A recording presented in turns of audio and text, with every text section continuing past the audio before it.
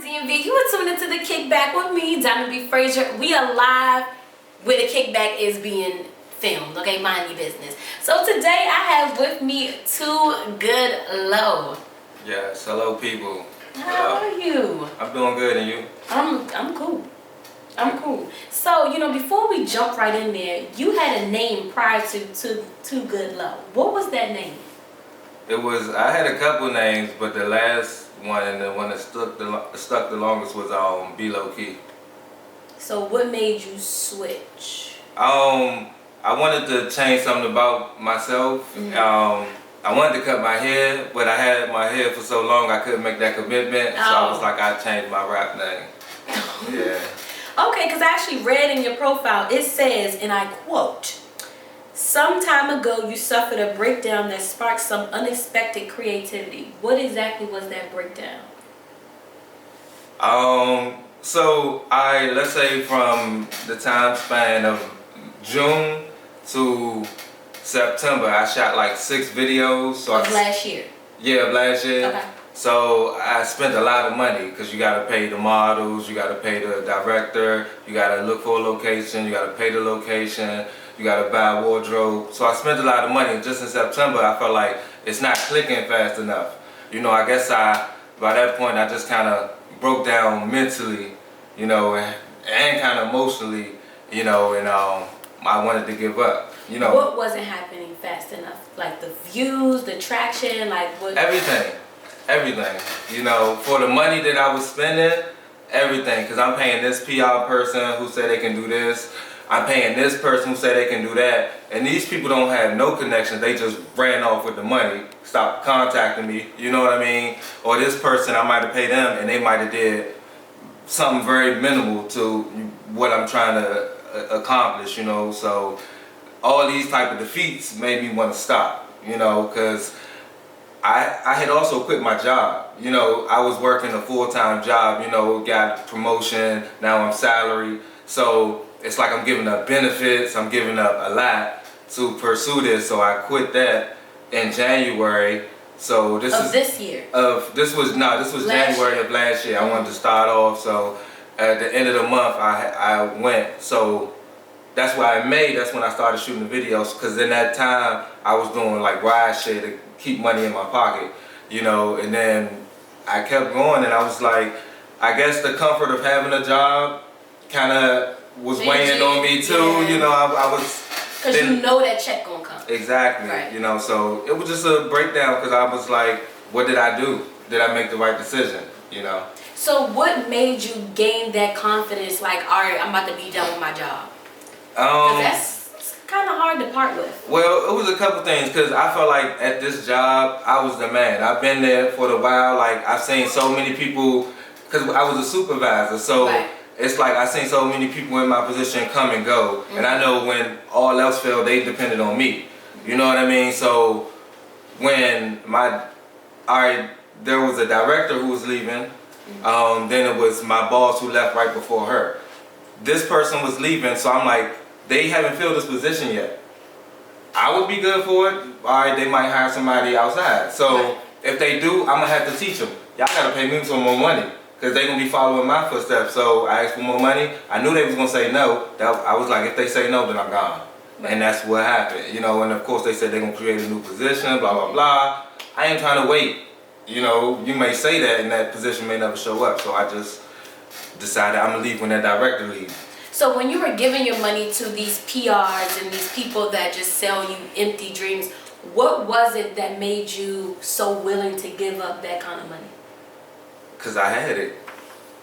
When you have it, it's a little bit easier to give it up. So you had money saved up when you left your job? Yeah, and I cashed out my retirement. Wow. Yeah.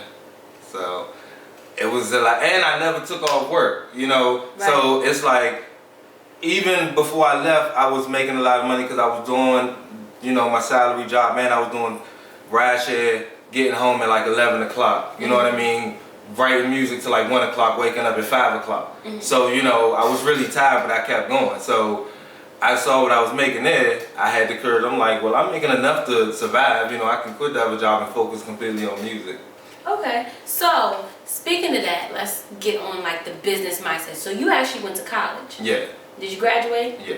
From Morgan. Mm-hmm. What was your degree there, and how important was it for you to attend college? I started off with accounting, and I switched it over because I That's hated. where the brand's at. I know, but I hated the teacher. Oh. I ain't gonna use the word hate. I really disliked the teacher, and I kind of felt like at that time I had to take his class, and I was like, I'm never going to pass it because we don't agree. So he left.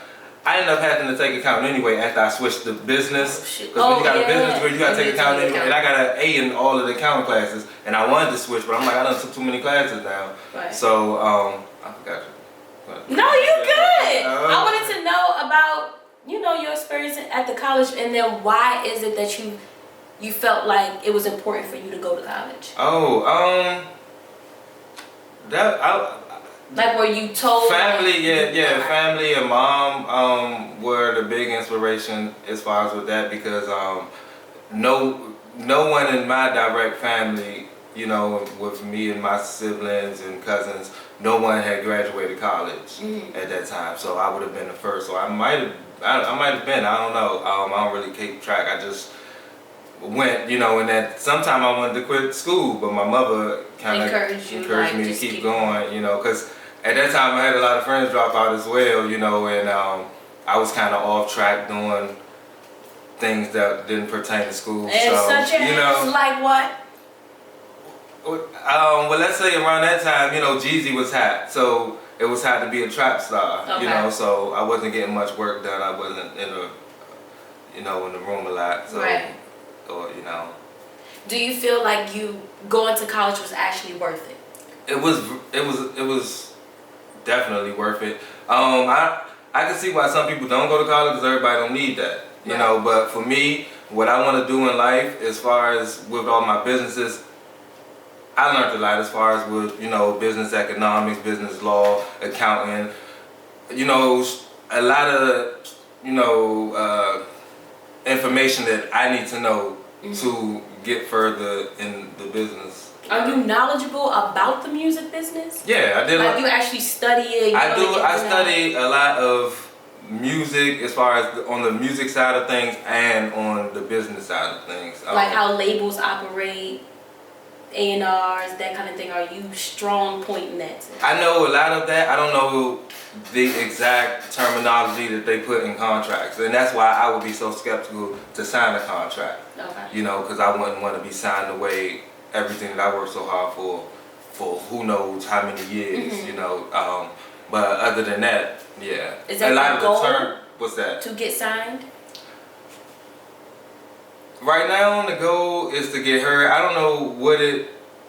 My original goal was to be the next big independent label out of DC, just period on the earth. So you want to start your own label? Yeah, okay. Yeah. I mean, I already have my own label right now. I have a website and everything. I got my artists behind me. So, but the focus is me, of course, right now, because as independent, you only have enough funds to, you know, have a budget for a certain amount of projects, you know. So right now it's me, but. So what made you bring on someone else when you didn't get where you want to be right now? What you mean? Oh well, they're my friends. Okay. Yeah, you know. Well then that's good. Yeah. Okay, cool. So we're gonna get into a segment, and it's called With It or Quit It. I need you to tell me. With it or quit it? Yes. With it meaning you agree. Quit it like, nah, I ain't really with that. But then you gotta tell me why. Is there something in the middle? No, it ain't no in the middle. It ain't no lukewarm. It's hot or cold. All right, I got you. You ready? Yeah. All right. So this first one. Once a man gets married, his mom is no longer the #1 woman in his life. Are you with that or no?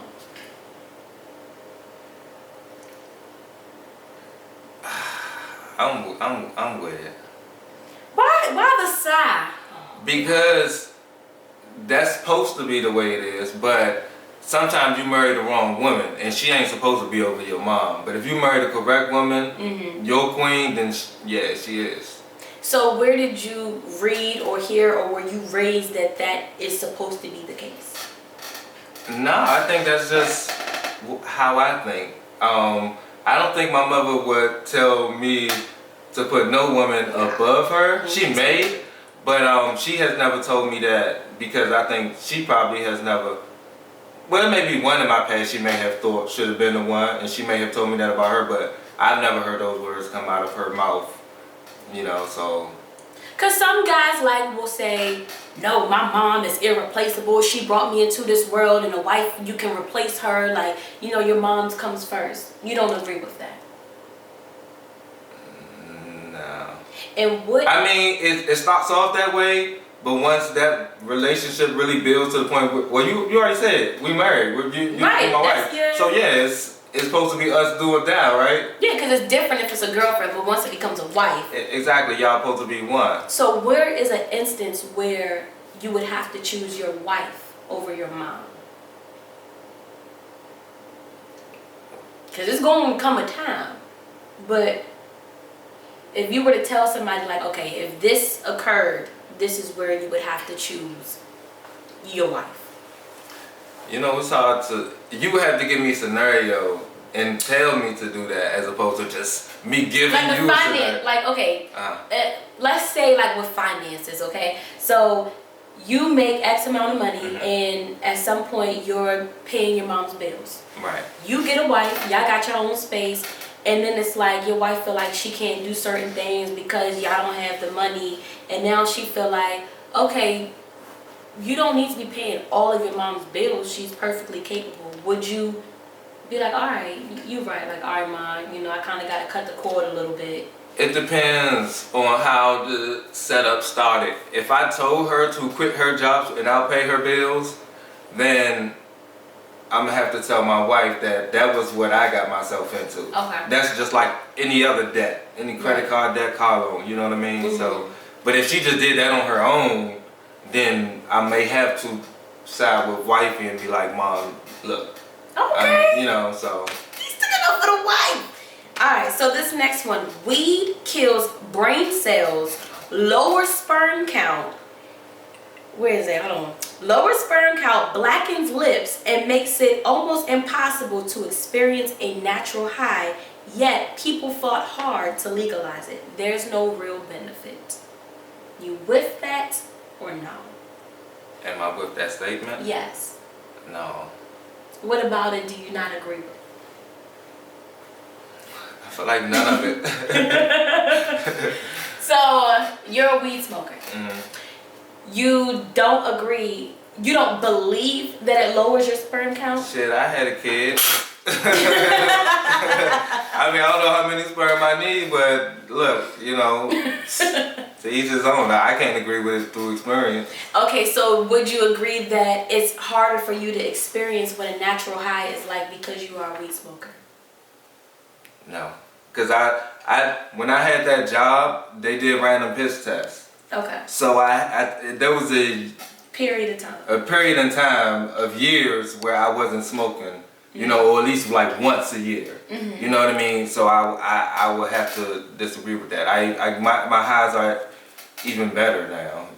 Just my natural highs. I was going to say just my natural highs. I just feel better, about life, And I feel like only thing changed within the last year is I've been smoking a lot of weed, So then, but you might be thinking it's a natural high because if you just go look, I'm smiling right now. I usually don't even smile. Of course. But I'm just saying, if I didn't smoke at all, I would be sitting here serious as hell. But we can't talk about it because you did. I'm saying if you went 3 days without smoking, would you be able to experience a natural high? Of course. If a, random phenomena happen right in front of me, I'm going to enjoy it even if I'm that high. If a nice woman with a nice shape walk by, I'm going to enjoy it if I'm that high. You know what I mean? Right. No, it's okay, you know how you feel when you get high. Yeah. That's what a natural high should be without a substance. It's just this bomb feeling. I'm not saying you're not going to get excited. I don't know if I ever felt that way, just not being high. So then the point. Unless I was a child or something, you know what I mean? You got to go back to that young to feel that type of high. You have to have that type of imagination to bring these type of feelings out of you anyway. I feel like, Okay, I hear you on that. right, so doctors are able to detect birth defects such as Down syndrome prior to giving birth. If my wife agreed, I would have her get an abortion so we don't have to see our child suffer. Are you with that or no? I'm all the way against that. Why? So, why? Okay, you tell me. I worked in that field. When I said the job, that was my field. Oh, you were the doctor giving the pictures? Oh, I'm sorry, no. I was a program coordinator at a facility for adults with disabilities. Okay.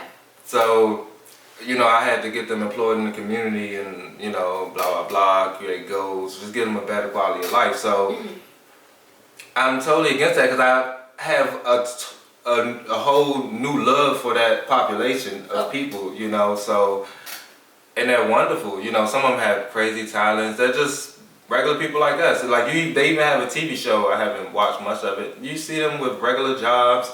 We get our people employed in the community. They had shoppers. They had the cash registers. You know what I mean? So absolutely not. I would want them to have their best chance of life that they can. Okay, that's what I'm talking about. Oh, well, we learned something about you and your job. I didn't know that's where you work at. Yeah, I don't say it too much. Well, then when you going back? I don't want to work for anybody else. Okay. But I do want to start a program for that population. Okay, so that's something that you would start on your own because you got the degree, you got the background. What was your degree in? Business administration. Okay. Well, there you go. Exactly. Well, make sure you make it happen. Gotta get the money first. You gonna get it. And so we're working on getting the money through music. Exactly, that's the outlet. So, when do you think this gonna happen for you? Or is it happening for you? It's slowly happening, but for me, I see now, I've done so much, right? And I've spread the funds so far apart. You have to concentrate on like one song or video together, package it all together, and put all that into one. So the radios, the YouTube promotion, all of that, and that's how it stands a better chance of blowing, because that's how it would go viral quicker. I haven't done that. I wanted you to be able to hear that song and then go back and see more songs, see the work that I did. Your videos had numbers. They do, but I've stopped promoting them at this point, because I'm waiting for the new one, except the Rico Nasty song, just because. Waves? Yeah, I want that to get to more, so that's the only one I'm going to keep promoting. I'm still tweeting, but as far as like promoting, finding other outlets, that's the one. But, it's going to get to that point when I choose this the song. I can be wrong, it can be when they hear it and they choose, but regardless, I'm slowing down so I can get better, focus on one thing at a time. Okay. I have too many thoughts in my head at one time. Well, hopefully you write them down. I got a book now. I just wrote a composition book, to be honest, yeah. That's what I'm talking about. All right, so this next one. Doesn't matter how deep your love is for a person, sign a prenuptial agreement. Are you with that or no?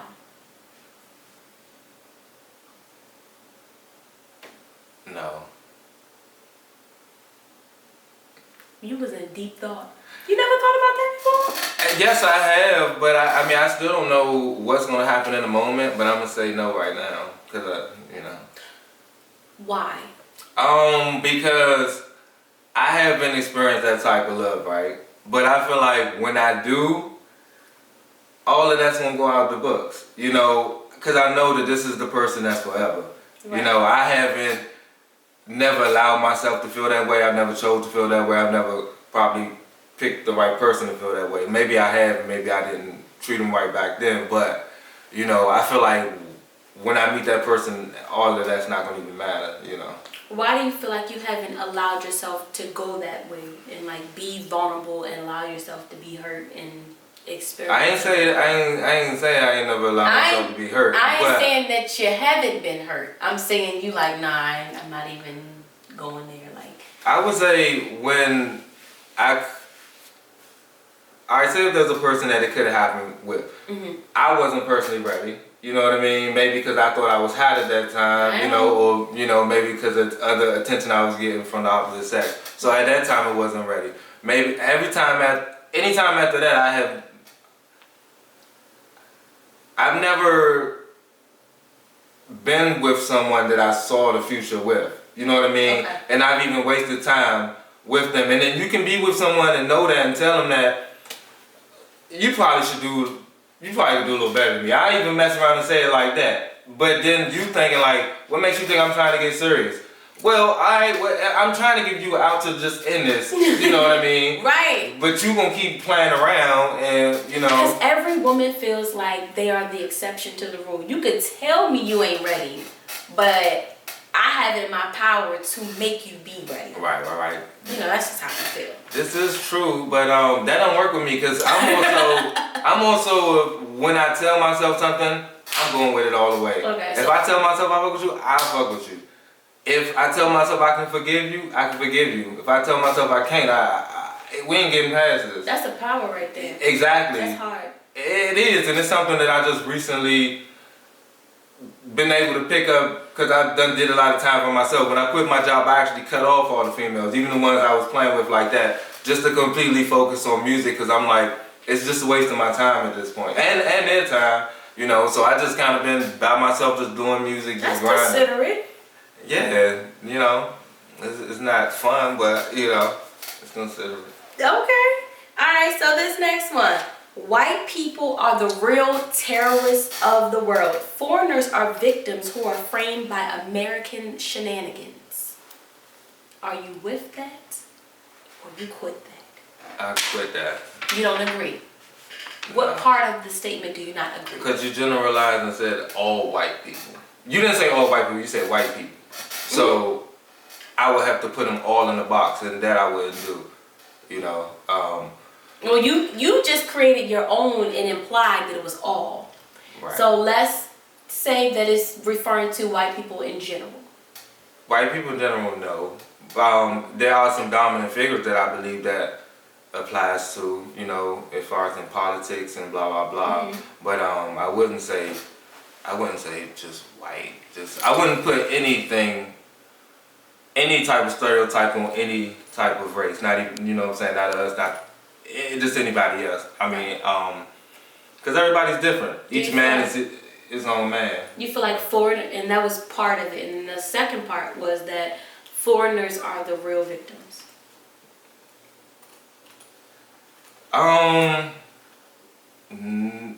Foreigners are victims, but right now, African Americans are victims right now. Heck yeah. Yeah, so I feel like that we're you know, like more the number one victim victim right now, you know, based on what I see. I try not to even be on social media like that no more because I'm tired of saying like ratchet stuff. I'm kind of past all that. What do you mean by ratchet stuff?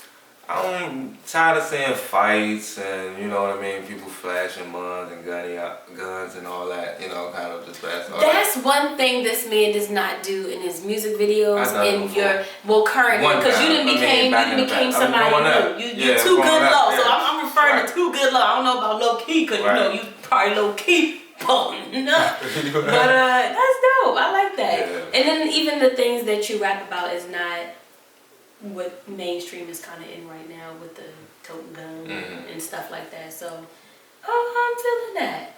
I mean, it's nothing wrong with doing it. I feel like all through hip hop it has its place.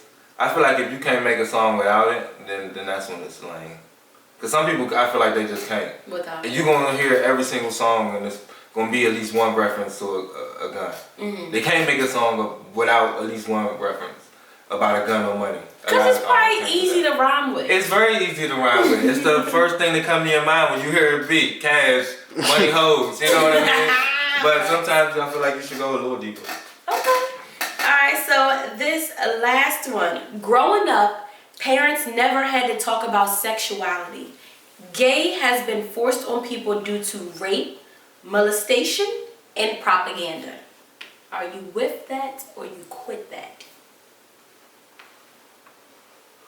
Let me first say it's a subject I don't know a whole bunch about, but you said...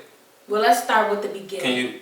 Yeah, I was going to say repeat that first. All right, let's start. Growing up, parents never had to talk about sexuality. Do you agree with that? Do you remember when you were growing up, did your parents talk to you about what it was to be gay, what it means to be straight, that you should only be like women?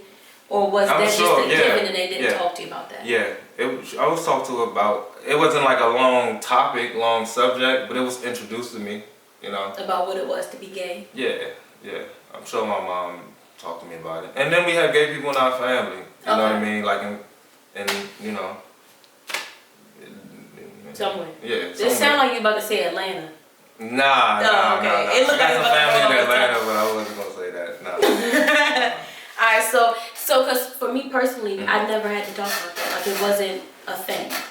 So, alright, so the next. I don't know if I was ever talked about that. Okay, so you just making up stuff at this point. I just assumed, just knowing me and my mom's relationship, she had to talk to me about it. Because it wasn't something that was like exposed to you as much as it is now. Like it wasn't really a thing. Right.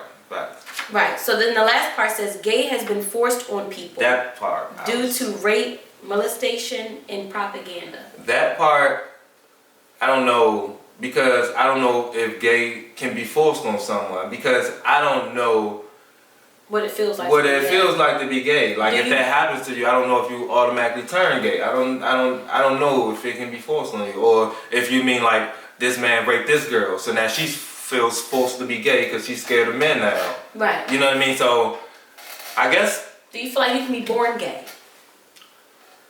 Once again, I don't know, but I would have. If somebody told you I didn't choose this life, I was born this way, would you believe that? Well, I don't have a reason to doubt them. So then, you think they could be born that way? Oh yeah. Do you feel like it's something that you can be healed from? Healed from? You know the dude, girl, I eat my rice and cabbage. So fat, I want to grab it. You know the dude, his video went viral, and he was like gay and all that. Now he's reformed, and he has a girl now, and he's tatted up and all that. Do you feel like you can be healed from that? I would have never thought so. Okay. So you think it might be a facade? Like you're trying to do a certain thing, but you can't really come back from being gay. Like once you're gay, I don't actually. For me to say like I'm this way, I say if I don't want to deal with this chick no more, my head believes that. So maybe it's a psychological thing like that. If a gay person said they don't want to be gay no more, they change and they went through hell, maybe they can. You know, maybe it was just an urge.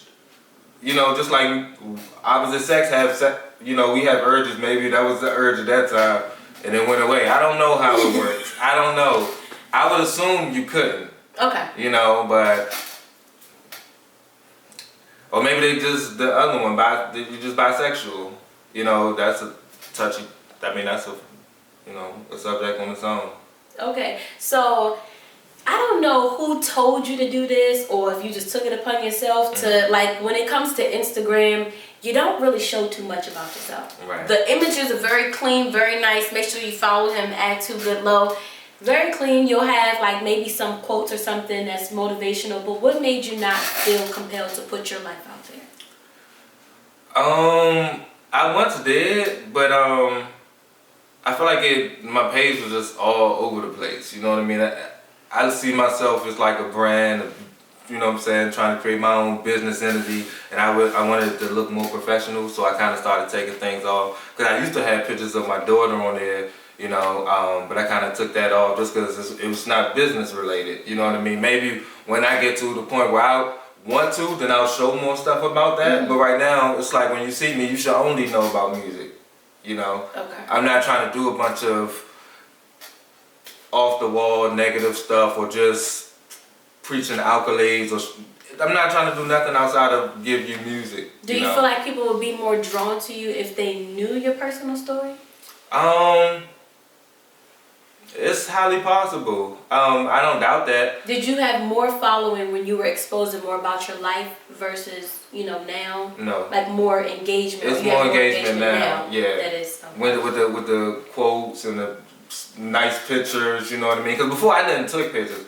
You know, I've never taken pictures. The last couple batches, the only time I've had a cameraman ask me to take pictures, I'm feeling awkward. Because I'm the type of person, I never usually know what to do with my hands. That's why in the club, I gotta have a drink in my hands. You know what I mean? You know, because I like, so I just wanted to look professional. That was my thought. So you know, maybe one day. Well, it's working out for you now. So right now we pushing what, Rico Nasty Way? Project that I want to drop the first song to it on 420.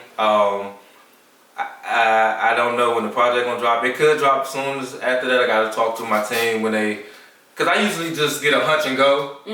So I usually lose a lot of money that way because I ain't planning it.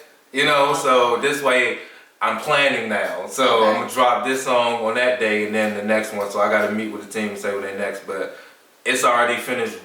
You know, it's wrote. I'm going to a new studio.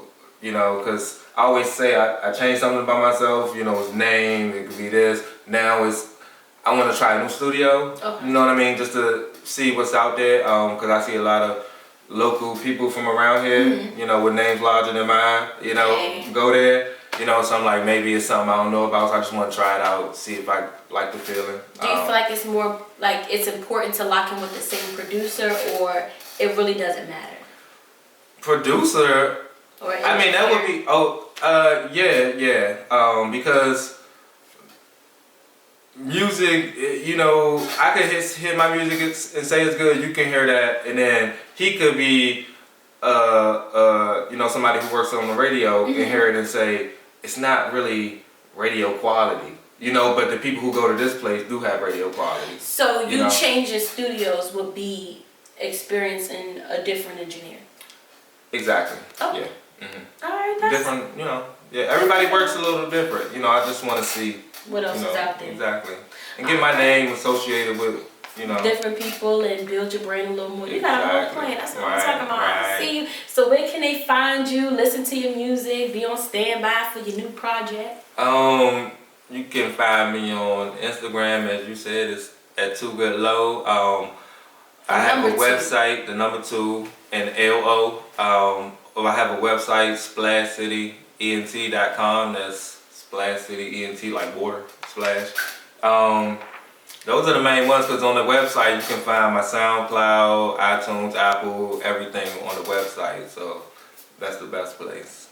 All right, sounds good. I'm Diamond B. Frazier. This is 2GoodLo. You are tuned into the Kickback DMV.